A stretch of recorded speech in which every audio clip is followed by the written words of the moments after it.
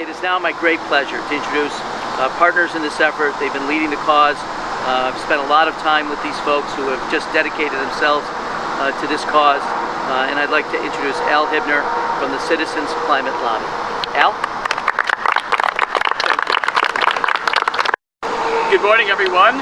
My name is Al Hibner. I am retired, and I've been a volunteer with Citizens Climate Lobby for over what I view as my favorite people in the climate movement here in Rochester. And I'd very much like to thank you, Congress, for being here today and for your taking such bold, decisive, and direct action to address global climate crisis with your co-sponsorship of several key pieces of climate and environment, including the Energy Innovation and Carbon Dividend Act. I'll be referring to it as the Energy Innovation Act. It's a mouthful. Okay. CCL, the organization, has 450 chapters and close to 150,000 volunteers and supporters across the United States, with 550 chapters worldwide in total. For 12 years now, we've been laser focused on having legislation introduced and passed in Congress that would put a fee on CO2 and equivalent emissions while returning all of the net revenues collected as equal shares to all Americans to offset their rising energy prices due to fossil fuels. On January 24th, 2019, very close to the opening of the 116th session of Congress, the Energy Innovation Act was introduced in the House, with both Republican and Democratic original sponsors. This was the first time that bipartisan carbon pricing legislation had been introduced in Congress in over a decade. As we stand here today, and including Congressman Morelle's recent co-sponsorship announcement, there are 60 members of the House who have sponsored this bill. Think about this. This is the most congressional support that any carbon pricing bill has ever received. So why is this bill so important to enact? What will it do for America? Enacting this legislation will simply drive down America's carbon pollution and bring climate change under control. The price signals that it sends to the market will unleash unparalleled technology-driven innovation and ingenuity. It is effective. Firstly, this policy will reduce America's emissions by at least 40% in the first 12 years and by 90% by mid-century. It is supported by economists, thousands of them, and scientists as simple, comprehensive, and effective. This bill is good for people. This policy will improve health, save lives by reducing pollution that Americans breathe.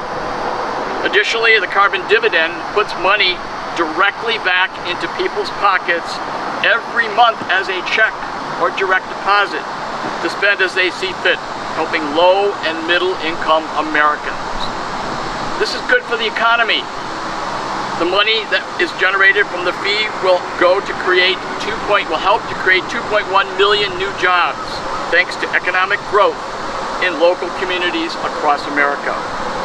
It is bipartisan. Think about that for just a moment, okay?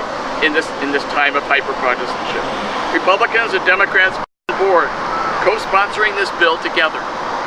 The majority of Americans support Congress taking action on climate change, including more than half of Republican voters. Solving climate change is simply too urgent to get bogged down in partisan politics. This bill is revenue neutral. The fees collected on carbon emissions will be allocated to all Americans as monthly shares, monthly checks, to spend any way they choose. The government will not keep any of the net revenues collected, so the size of government will not grow.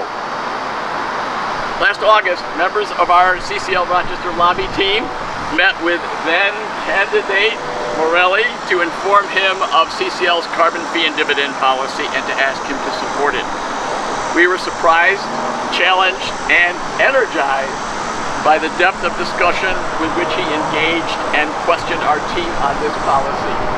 Many white papers ensued. That's right. For the policy geeks among us, of which I count myself as one, we could not have hoped for more in that discussion. To our delight, Congressman Morelle did his due diligence, exploring the policy, and signed on to co-sponsor the Energy Innovation Act. Our presence at this press conference today is the very happy result for us in CCL Rochester of his taking that important action. We especially want to thank members of CCL in the 25th Congressional District for all their work in helping to make this happen. We also want to help to thank the thousands of people from this congressional district, from grassroots citizens to elected town officials, who have expressed their strong support for federal legislative leadership to put a price on carbon. Congressman Morelle has responded. This is how democracy works, and we as citizens celebrate and give thanks to everyone's active participation. Solving climate change and reversing human-caused global warming is the existential crisis of our time, as the Congressman stated earlier. As the press release you have before you states, we must take a multifaceted approach that embraces many different solutions to address climate change.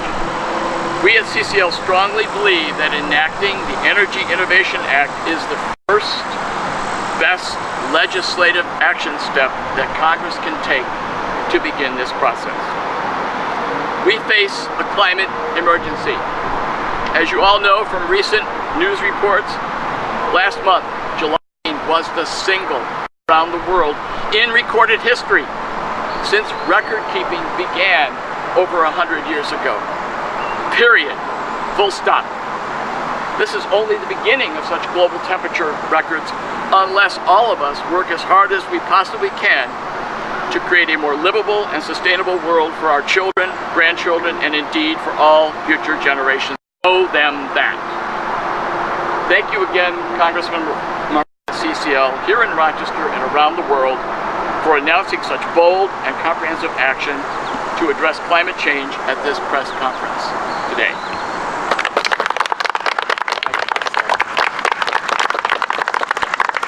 Thank you so much, Al. And you know, I think when we first met last August, I did ask a lot of questions, and Al and Tim and Jim and Sue and others who are active in the Citizens Climate Lobby, rather than being frustrated with my questions, which were several and many, they responded. They gave me a great deal of information. We met again just a few months ago, and during my conversation with my staff, realized that this is, I think Al said it well, in my view, the best thing we can do right now.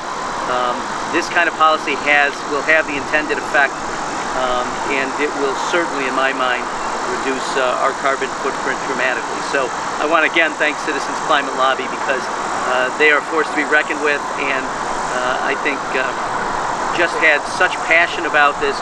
But beyond passion, they had a lot of information, and they had a lot of answers to questions as we were working through and processing. So I want to give them every degree of thanks for their support.